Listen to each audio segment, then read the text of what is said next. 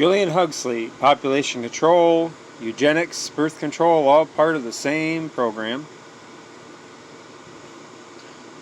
For those who might not know Julian Huxley, which I doubt most viewers on my channel don't know, is that Julian Huxley was the founder of UNESCO, and he was brother to Aldous Huxley, the author of the book The Brave New World.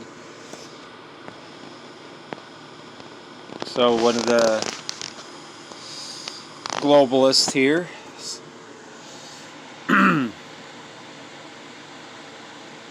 Contemporary advocates for birth control exhibit no awareness whatsoever that birth control was always conceived in the context of eliminating the unfit, i.e. eugenics. Eugenics in turn was considered a straightforward logical extension of Darwinism. Eugenics was seen as human control of human evolution and was always tied into discussions on population control. These are the facts of which moderns are ignorant. This excerpt from Julian Huxley's 1962 Galton lecture, delivered to the American Eugenics Society, as found in the 1992 collection of Huxley's essays titled Evolutionary Humanism. As found in this book, the title of the address is Eugenics and Evolutionary Perspective, from pages 265 to 269. Organisms are not significant, in plain words, are meaningless, except in relation to their environment. Man, however, is in a unique situation. He must live not only in relation with his nature, but also his nurture, which he has himself created. Man's psychosocial environment includes his beliefs and purposes, his ideals and aims. These are concerned with what we may call the habitat of the future, and help to determine the direction of his further evolution. All evolution is directional and therefore relative. But whereas the direction of biological evolution is related to the improvement of the entire psychosocial process, including the human organism, in relation to man's purposes and beliefs, long-term as well as short-term. Only insofar as those purposes and beliefs are grounded on scientific and tested knowledge will they serve to steer human evolution in a desirable direction. In brief, biological evolution is given direction by the blind and automatic agency of natural selection, operating through material mechanisms. Human evolution by the agency of psychosocial guidance, operating with the aid of mental awareness, notably the mechanisms of reason and imagination. To be effective, such awareness must clearly be concerned with man's environmental situation as well as his genetic equipment. 25 years ago, in my first Galton lecture, I pointed out the desirability of eugenicists relating their policies to the social environment. Today I would go further and stress the need for planning the environment in such a way as will promote our eugenic aims. By 1936, it was already clear that the net effect of present-day social policies could not be eugenic and was in all probability dysgenic. But, as Moeller has demonstrated, this was not always so.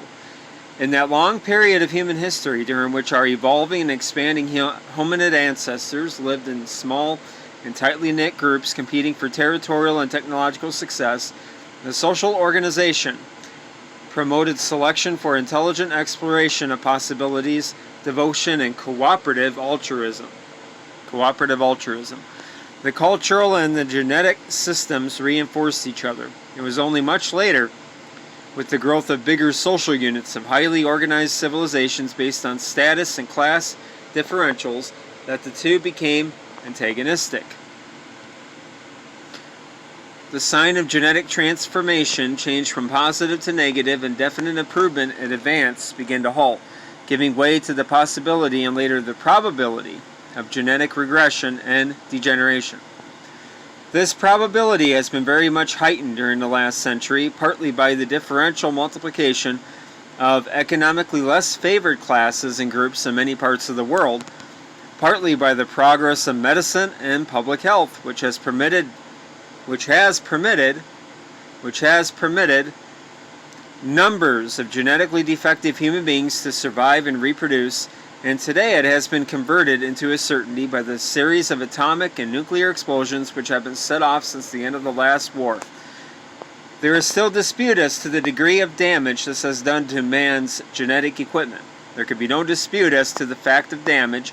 Any addition to man's load of mutations can only be deleterious, even if a few of them may possibly come to be utilized in neutral or even favorable new gene combinations. Now that we have realized these portentous facts, it is up to us to reverse the process and to plan a society. I'll repeat that again.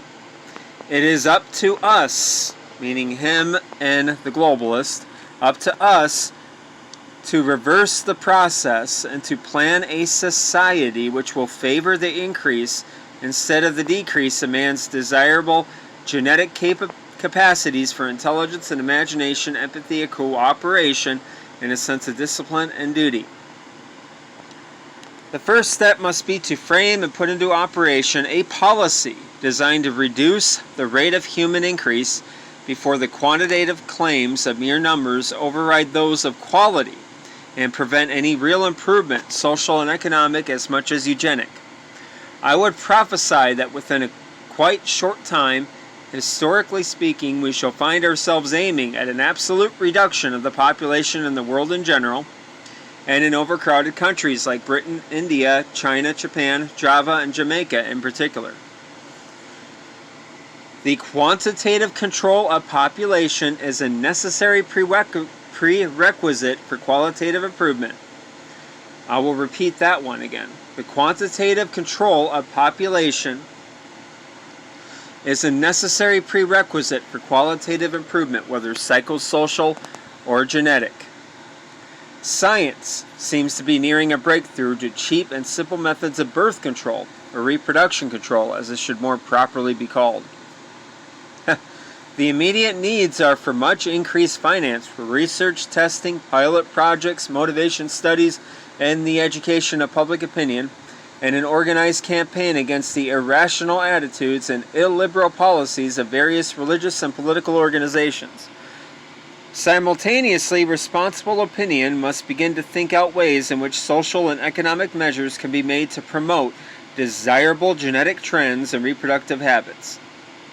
Many countries have instituted family allowance systems which are not graded according to number of children, and some, like France, even provide financial inducements which encourage undesirably large families. It should be easy to devise graded family allowance systems in which the allowances for the first 2 or 3 children would be really generous, but for those for further children would rapidly taper off. In India, there have even been proposals to tax parents for children above a certain number, and in some provinces, men fulfilling certain conditions are paid to be vasectomized. A powerful weapon for adequate population control is ready to the hand of the great grant-giving and aid providing agencies of the modern world, international agencies such as the UN and its Technical Assistance Board, representing its various specialized agencies like FAO, UNESCO, the World Bank, the International Finance Corporation Administration, national agencies like the Colombo Plan and the Inter-American Development Fund, and the great private foundations, wittily categorized as philanthropoid by that remarkable man, Frederick Keppel. And the great private foundations, repeat that again. And the great private foundations like Rockefeller and Ford, Gulbenkian, Nuffield, and Carnegie.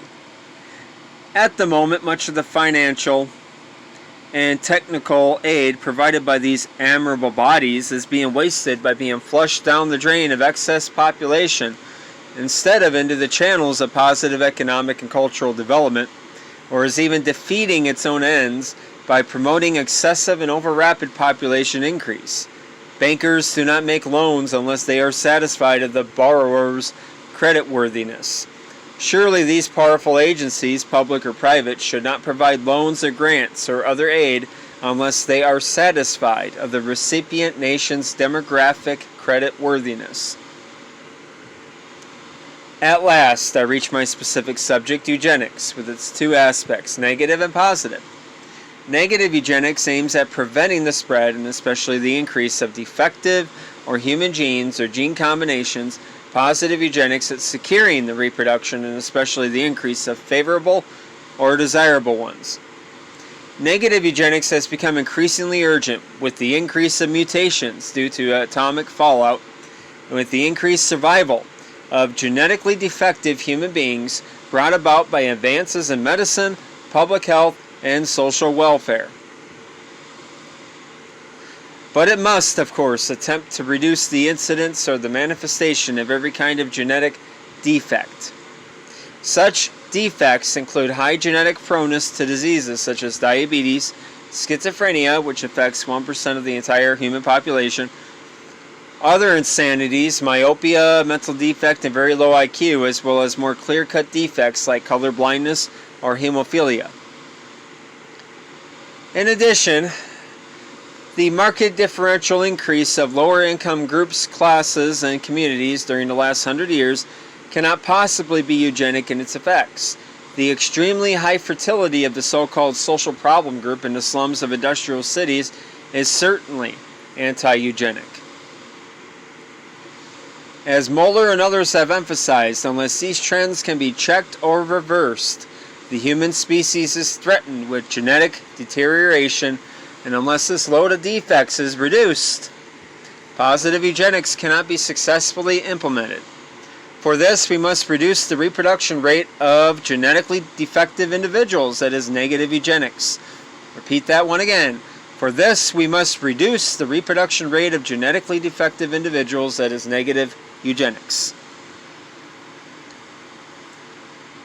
The implementation of negative eugenics can only be successful if family planning and eugenic aims are incorporated into medicine in general and into public health and other social services in particular.